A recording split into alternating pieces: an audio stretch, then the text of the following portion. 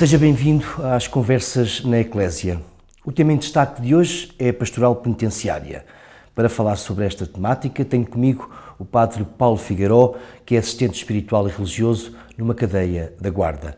Olá, boa tarde, Padre Paulo Figueiró. Como é que nasceu esta vocação específica para trabalhar pastoralmente com os reclusos? Propriamente vocação, sim, foi vocação no sentido que foi o bispo diocesano que me chamou a desempenhar esta missão. O primeiro contacto que tive com a prisão foi quando era ainda seminarista, uma vez que nós, enquanto seminaristas, participávamos na missa, acompanhávamos na altura o assistente espiritual da prisão, que também era superior, formador no seminário onde eu estava, mas esse foi um contacto muito esporádico, era ir à missa, participar na missa e nada mais que isso. Depois já de ser padre, o Sr. Bispo pediu-me esta missão e pronto, e foi nesse contexto. Neste sentido é uma vocação, foi o Sr. Bispo que me chamou, entendo que foi Deus que me chamou, através do meu Bispo, e portanto nesse sentido é uma vocação. Suponho que uma vez disse ao seu Bispo, tirem-me tudo, menos os presos ou a prisão. Sim, é verdade. Não disse, já não sei se disse diretamente ao meu Bispo, mas penso isso e já o disse para outras pessoas, porque eu tinha acabado de ser reitor de um seminário.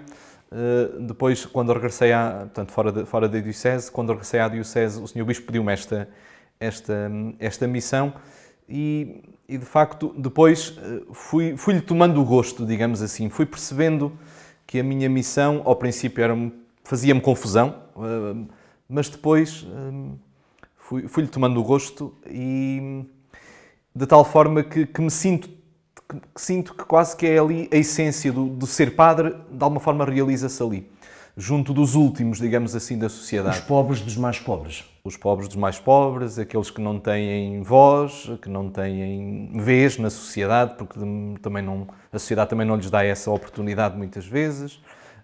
Por todas as razões, sinto que estou ali um bocadinho como de facto Jesus preferia os que ninguém prefere, e eu sentia que estava muito ali num papel muito parecido ao de Jesus, de procurar a ovelha perdida, de procurar os últimos, aqueles que ninguém quer, e até a minha missão, de alguma forma não é bem vista, até por pessoas ligadas à Igreja com responsabilidade, porque Não é bem vista? Muitas vezes não, porque há aquela sensação, mas aquelas pessoas estão na prisão, parte-se do princípio, estão lá porque fizeram algo de errado, estão lá para cumprir um castigo, estão lá porque merecem, e portanto ir lá, nem que seja um padre, ir ter com elas, vai lá fazer o quê? Vai lá perder tempo. E portanto existe muito todos temos de facto um papel de juízes, que julgamos sempre os outros, e os que estão na prisão mais facilmente os julgamos. Mas há sempre lugar ao segundo encontro, à segunda oportunidade. Claro que sim. Mas eu penso que todos nós, como disse, temos este papel de juízes. Jesus bem diz no Evangelho, não julgueis ninguém. Mas é quase humano de nos julgarmos nesse papel. E por isso, às vezes até dentro da cadeia, das primeiras vezes em que lá fui, lembro-me de alguém me dizer: Sr. Padre, o que é que vem aqui a fazer? Vem aqui a perder tempo? Não tem mais onde celebrar missa senão aqui? Pessoas com responsabilidade na Igreja também quase, olha, pronto, vai à cadeia, mas há tanta coisa para fazer de mais interessante, vai ali perder tempo. E por acaso eu considero o contrário, que é o meu tempo mais bem empregue, é o tempo que dedico a todas as pessoas, mas sobretudo àquelas, e gosto muito, e por isso, de facto, ou disse ao Bispo, ou pelo menos eu pensei, disse para outras pessoas, tiro-me tudo menos isto, porque ali, de alguma forma, é a essência do que significa ser padre e até do que significa ser cristão. É amar aqueles que mais ninguém ama. Exige muita criatividade, ou alguma criatividade.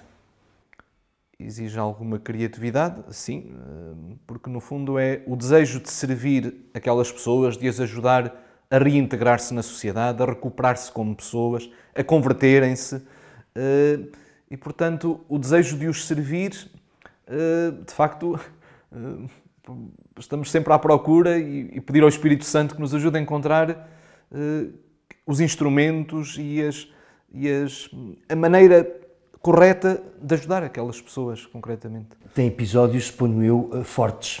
Não nos quer relatar um? Assim, de repente, vem-me sempre à cabeça um. Sim, que foi... Quer dizer que é mesmo forte? Sim, quando me perguntam isso, é de facto o primeiro. Foi numa Quinta-feira Santa, um bocadinho à imagem do que fez o Papa Francisco quando foi eleito, a primeira vez que fez a cerimónia do lava-pés numa quinta-feira santa foi numa prisão. E eu lembro-me de ter feito esse gesto na prisão. Pedi a uma pessoa que está presa, com quem tenho, posso dizer, amizade, disse-lhe, olha, arranja-me 12 colegas teus, para ser o número dos apóstolos, porque na quinta-feira santa eu quero fazer, durante a Eucaristia, a celebração do lava-pés. E ele arranjou 12, habitualmente vêm um bocadinho mais, mas podia não vir, por acaso vieram mais, vieram um número suficiente para fazer o lava-pés. Muitos daqueles que vieram naquele dia vieram só porque alguém lhes pediu para vir, por curiosidade, o padre vai-nos lavar os pés, praticamente nunca tinham ido à missa e, portanto, também não percebiam o significado do gesto. Eu não perdi muito tempo a explicar porque é que fazia o gesto, mas percebi, se calhar mais do que nunca, o significado profundo daquele gesto. E porque é que Jesus o fez?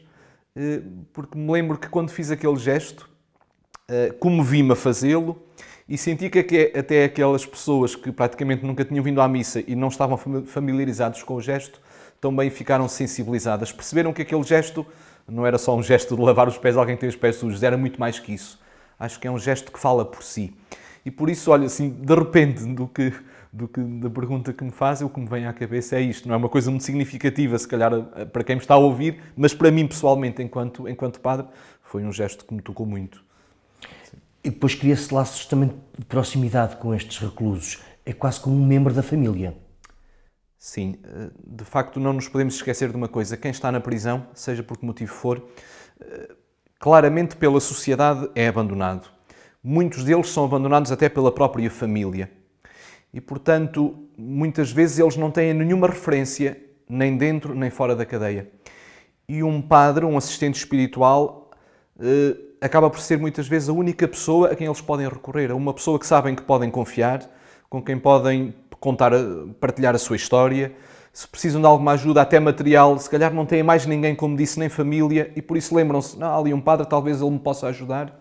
E por isso sim, tenho consciência que em alguns casos, enquanto assistente espiritual, eu sou às vezes quase o único familiar ou o único amigo de muitos deles, porque infelizmente muitos deles não têm mais ninguém a quem recorrer. Sim, são literalmente abandonados por todos, sim. Um ombro amigo, um porto de abrigo, que no fundo tenta tirar a pessoa do lamaçal e fazê-la respirar novamente.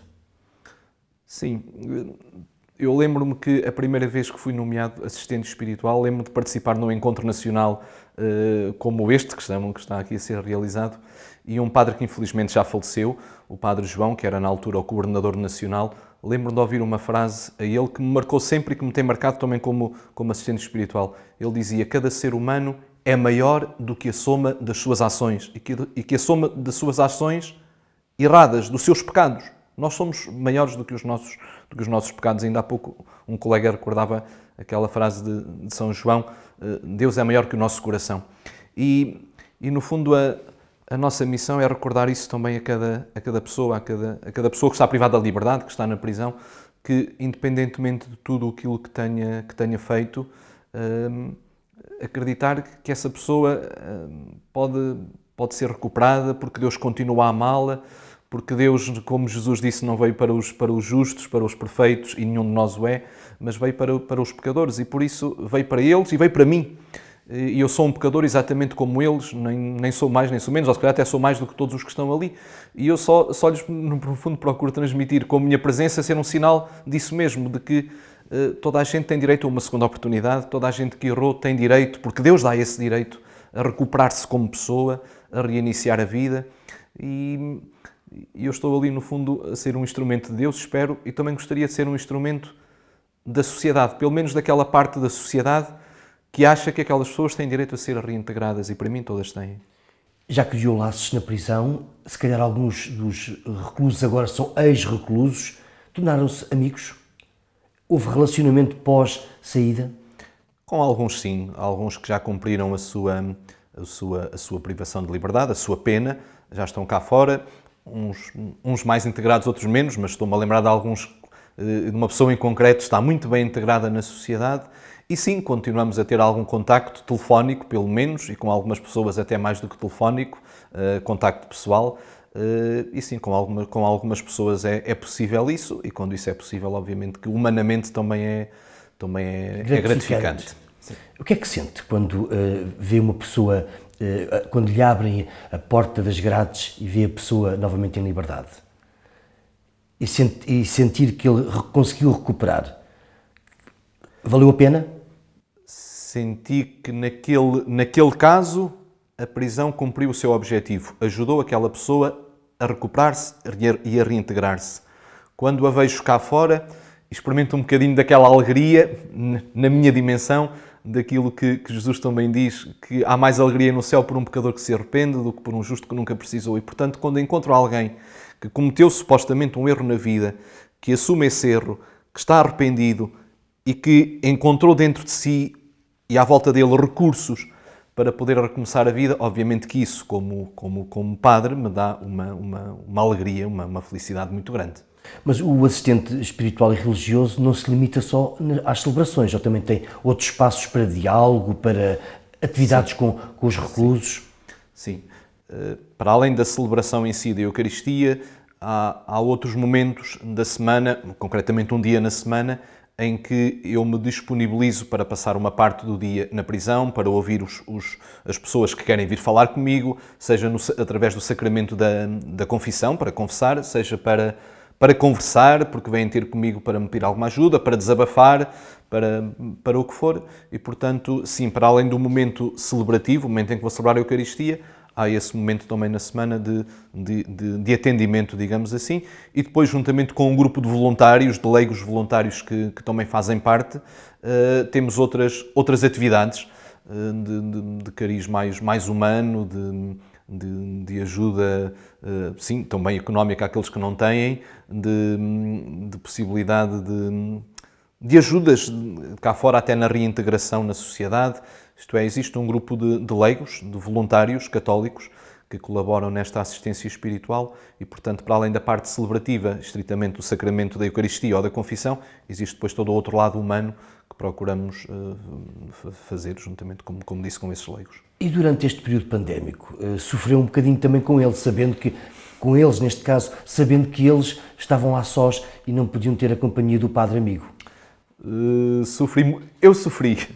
É possível que alguns deles também lhes tenha feito falta. Eu pessoalmente sofri porque de facto foram cerca de 8 meses sem poder entrar na cadeia, por isso sem poder ter esse contacto, sem poder celebrar a Eucaristia com eles, sem poder estar a fazer tudo aquilo que fazia antes, e por isso sim, foram cerca de 8 meses que me custaram por essa privação. Sim. E quando voltou?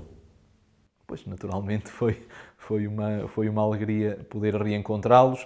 Alguns deles também me expressaram exatamente essa alegria. Senhor Padre, até que enfim, já há tanto tempo que não vinha cá, fez-nos falta. E estou concretamente a recordar uma senhora que está presa e que com lágrimas nos olhos diz que saudades de poder receber Jesus Cristo na Eucaristia. E notava-se, de facto, com lágrimas nos olhos, a dizer que falta que fez a comunhão, que falta que fez a Eucaristia durante estes meses todos. Por aquilo que disse, então, o padre Paulo Figueiró está em dois estabelecimentos prisionais. Sim. Um feminino e outro masculino? Sim, o estabelecimento prisional da Guarda até há poucos anos era misto, digamos assim. No mesmo estabelecimento tinha uma parte reservada para senhoras. Depois foi uma instituição que havia que cuidava de menores, com algumas, portanto, um instituto de reinserção social para menores, depois terminou e foi reconvertido numa cadeia feminina. Sim, e eu sou assistente dos dois estabelecimentos, no fundo. Sim. Sei que já está há alguns anos nesta área da pastoral. Tem valido a pena? Sim, tem valido a pena enquanto missão, enquanto missão de padre. Vale esta como vale tudo o resto que fiz, num seminário, numa paróquia, num Carmelo, tudo o resto que faço. Portanto, tem valido a pena porque me preenche como padre. Se tem valido a pena naquele sentido humano, houve algum fruto disso? Não sei, isso só Deus sabe, não sei avaliar. Agora, enquanto a minha missão, enquanto missão que me é confiada como padre, sim, é uma missão que me realiza, que faz todo o sentido para mim, que dá sentido à minha vida, e nesse sentido vale a pena. Quanto ao resto, Deus sabe se há algum fruto ou se não há, isso não me compete a mim, só semear. Padre Paulo Figueiró, muito obrigado e continuação de bom trabalho. Obrigado também, muito obrigado. As conversas na Eclésia voltam amanhã. Até amanhã, se Deus quiser.